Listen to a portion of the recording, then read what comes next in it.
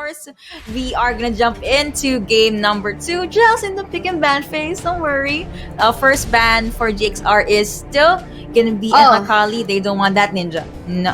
Yeah, you might get confused. It's not gonna be TEAMSECRET that is on the red side, but it's gonna be the players of NEXPLAY Esports. Just a mistake on the user interface, but we're gonna be fixing that in a bit. But yeah, again, this Akali ban still a respect on the Akali of Horizon, and Galio will still be respected. Usually seen during the first week, been seeing in the middle lane, but usually this time in the support.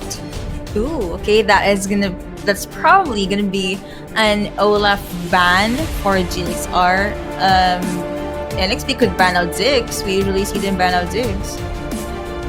Yeah, let's see. But seems like there might be a steal or priority on the GALAXYRAZER Ziggs in here. We'll see about that. It's gonna be something that is risky. But if that's something that is threatening them out, apparently not, because they felt like the Gragas is contributing a lot even further compared to that Ziggs. And let's see how NXP will answer to that. They can get leaks in if they want to. And they can get the Fiora. Oh, Katarina being hovered. Oh, Katarina being locked in. Okay, sorry, I got excited there. You've seen the win percentage of this champion. It's pretty good. So that is going to be a mid lane and baron lane secured for NXP, and GXR answers that with still a Braum and Kai'Sa combo. And you'd understand as to why this is being prio picked. Yeah, especially if we talk about team fights and concussive blows just connecting, and this is just gonna be a free hitting Kai'Sa. What more that they got a Gragas already that is seemingly going on to the Baron lane, but we're not yet sure since this still can go into the mid lane or even in jungle. But for the meantime, you mentioned, or you were even surprised about the Katarina pick a while ago, and it was a first pick. If you're gonna be prioritizing the Katarina, you can be countered, especially if you talk about CCs that might be available. And talking about CCs, this is a Wukong that got the Cyclone that can CC a lot of targets. But yeah, any thoughts about the pick so far, Yuko? Okay, I'm gonna hover onto the Katarina pick real quick. I understand that flashy players or most players love this, but maybe she should have been first picked because maybe one of the reasons as to why GALAXYRAZER picked Wukong up is, you said this, to just shower Katarina with CCs, and last pick for GXR is gonna be a Yasuo.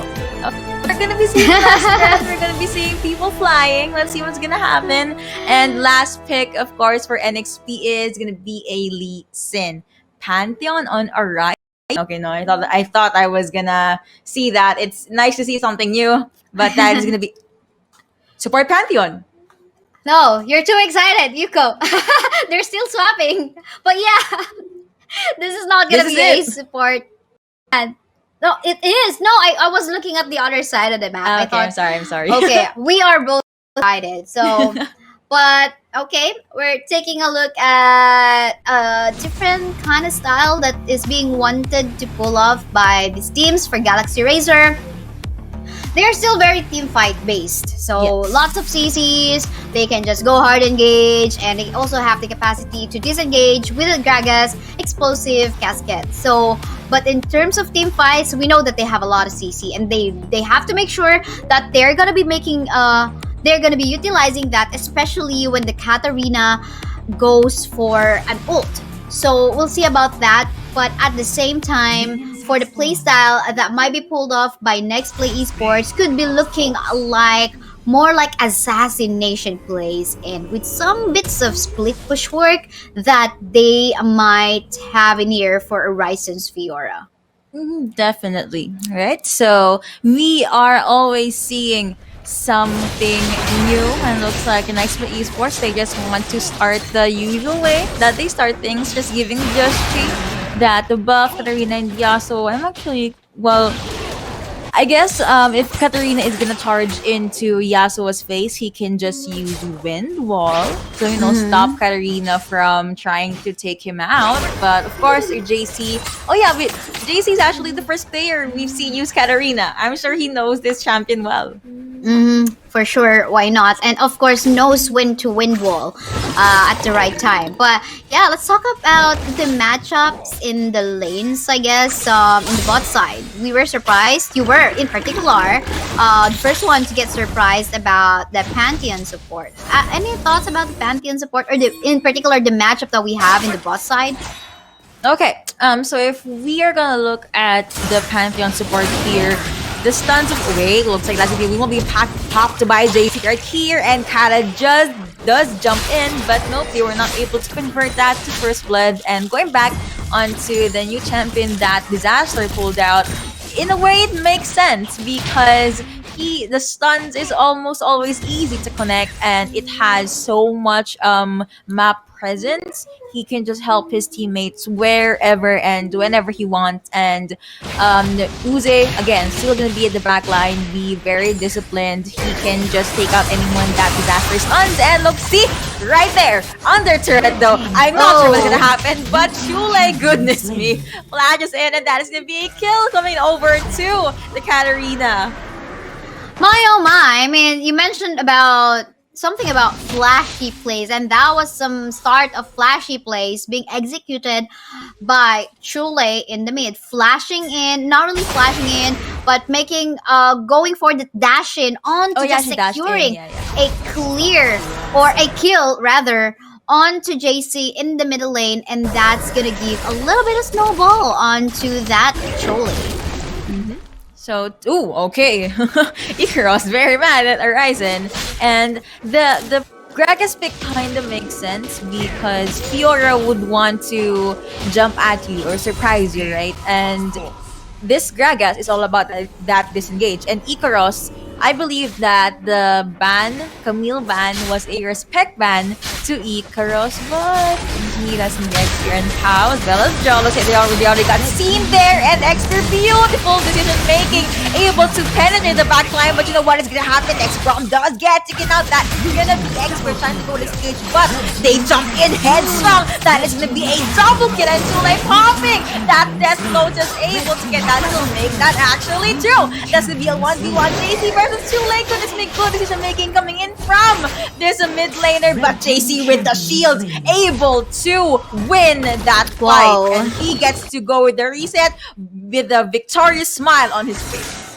Man, that's a lot of exchanges down bottom part of the map. It all started with the Ghost Enchant being used by, I think that was Disaster in the bot side to just slow down the members. But hold the thought, on the top side, a 1v1 duel's happening. Grand challenge already being popped by Horizon right here, but Ikaros with the shields. Ooh, his Gragas is very, very tanky, but you know, if you're tanky early on, looks like you have a Disaster as well as Justry trying to take you out. No. Yeah, the range of Pantheon, I told you, but Pantheon got taken out by Yasuo as well. Just trying to, yes, that did hit, but nope, that's gonna be a double kill going over to JC. Good plays from these two teams, okay? We're feeling more confident GALAXYRAZER this game too. Yeah, for sure. Especially if they have the CC available and they know that, okay, it's the Katarina wanting to go, but hold a thought because, no, not gonna be holding whatever, or yeah, because they will be able to make use of that blast cone to save their lives. So, I mean, at this 5-minute game time, almost 5-minute game time, we've seen a lot of exchanges and kills already. Starting from the bot side part of the map, going towards up top. But we might expect that again because here are members of NEXPLAY going for a potential contest. Blue team got that mountain and they went straight with that engage. Phantom gets taken out and Justy's being cornered by this 3 champions. He apparently gets demolished there as well. IK connecting on the Chule. The slow from Jaw connected there as well. Apparently he cannot chase him because they're also turret. But forcing your opponents to go back is actually very good too. No. Okay, looks like they really want to give it a go. Instead, GALAXYRAZER opted to get that turret and onto the brand side. Horizon is just being constantly pressured by Ikaros. Yes, you are able to clear out the wave, and looks like Justy's gonna try to help his teammate right here. They can go 2v1. We're gonna go with the reward first. No, okay, but looks like he jumped in. Grand challenge being popped right there, but Casket being popped as well, being able to Oh. go with a very quick disengage. Good decision making from Ikaros right here.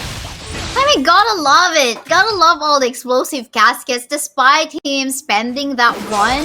That's totally fine for as long as he doesn't die and not gonna give more golds onto either a Ryzen or a Joshi. So this time, you mentioned it already, this is a confident GALAXYRAZER. Again, they got all the CCs. They even can... I'm still waiting for that very impressive last breath that they can pull off later on. But for the meantime, what NEXTPLAY thought about is that, okay, we've been having a lot of team fights already, and I think we're missing out the goal of our composition, which is to go and play objective. Yeah. Oh, that's to be that's getting on to. Goodness me, that Joshi. And the moment his feet touch the ground, he got taken out. Everything you need is on the ground, but you're dead by then. And looking at the mid lane, Chule, and of course Horizon was able to at least mirror the turret takedown that GALAXYRAZER was able to get in the Brown lane. So again, we're almost at the 7-minute mark. GALAXYRAZER, they had the fresher start. They had the gold lead, but when it comes to turret takedowns, they are very, very even. So look at this, let's say Expert is trying to out Horizon, but what is gonna happen next? Oh, parry, of course, that's gonna be the grand challenge being popped by Horizon, but it is not gonna be enough. He gets taken out. Blue team was able to get the Rift Herald as well. And yeah, here we go. Not just exchange of kills this time, but exchange of turrets. We gotta correct ourselves on that one. It is the explosive cask. Where did we get that casket a while ago? Maybe because there's a lot of dead bodies already in the battlefield. Here, GALAXYRAZER. It all started with massive amounts of invades and ganks starting from the middle lane towards bottom part of the map as well as the top side. But this time, if we're going to be talking about map control, they are still pretty even in terms of the vision that they have in the game. But at the same time, we gotta take a look at the advantage in terms of kills as well as gold for GALAXYRAZER. But oops, okay, not gonna go for any overextension. That was a good play save from JC. Yeah, I got scared for Chule in that split second. But yeah, the composition that GALAXYRAZER has basically is just trying to give out a lot of kills and support to JC, and you have XP, of course, with that Wukong that can just go wherever he wants. And so far, GALAXYRAZER is starting off pretty nicely, and 11 to 5, 5k gold advantage. Chule be receiving a lot of damage and forced to go back to the base. Next Drake is going to be up in 6 seconds. It's gonna be Love the signal. Yeah. Oh, but hold on. So cool, Joshi out here, but looks like that was good timing coming in from Ikaros, and already popping that killer instinct. You are gonna be taken out by me, good sir, and that's gonna be the case of just by Proud. That is gonna be a double kill on this guy's rampage at that disaster. He had nowhere to go. He was forced to just meet his death. That is gonna be 3 more kills going over to GALAXYRAZER with Chule forced to go back. He does have Death Lotus available though, so that's something he can use in the next pickoff or maybe next skirmish in this game. Nope, apparently you're gonna be CC the living hell out of this Yasuo. I'm not in the last connect, but Chule, nope! The damage from this Yasuo is just too much. Even Horizon is forced to go back, but you know who is gonna be forced to jump in? That is gonna be just be able to secure that kill for his teammate. You have Xpear, Wukong, Grand Challenge, knockup for days, and he is just playing around with the team of NEXTPLAY ESPORTS, but he got taken out. Yeah, I think that was a little bit, not just a little bit of too, like, what do you call this, very confident plays coming up from JC. Yes, he did manage to take down the Chule's Katarina, but I guess until then, that's already fine. But look how more fights happening down bot. The stun did connect, but okay, Ikaros is very tanky. We already saw it, and the life mark is just too much. But even Uze and Horizon could not give him the death that they wanted. composition that Galaxy Racer has right now is very, very tanky. And considering the fact that Yasuo and Pao is kind of online, if not already online, it's looking pretty good for Galaxy Racer here. And there are these giving the brand start disaster. Nope, you will not be able to come in right on time. Another major objective being taken by Galaxy Racer. When NEXPLAY Esports, looks like it's back to the drawing board.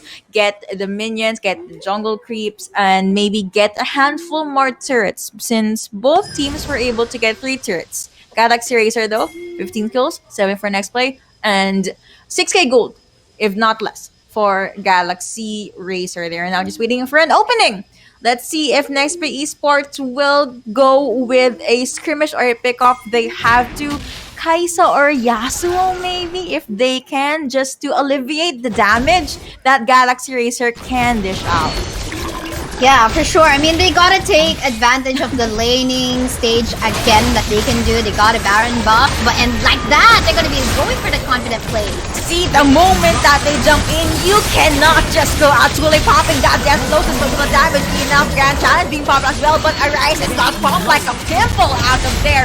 Looks like Galaxy Racer, the blue side, they are charging NEXPLAY Esports, and Happy pops that ultimate disaster, already laying his life in front for his team. Gragas gets taken out. NEXPLAY Esports, they said, there's the go signal, there's the green light. Let's try to get that kill extra being chased out, and he got annihilated by this. Draven looks like Just She being very, very aggressive, able to take out that Braum, the support, and it's just a crazy game number 2 here.